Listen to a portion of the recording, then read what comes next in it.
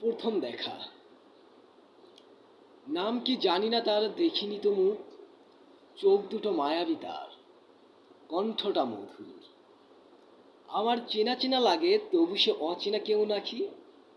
প্রথম দেখায় কথা যার সাথে, চিনার কোথায় রইল আর বাকি। এ কথায় ও কথায় জেনেছি অনেক কিছু।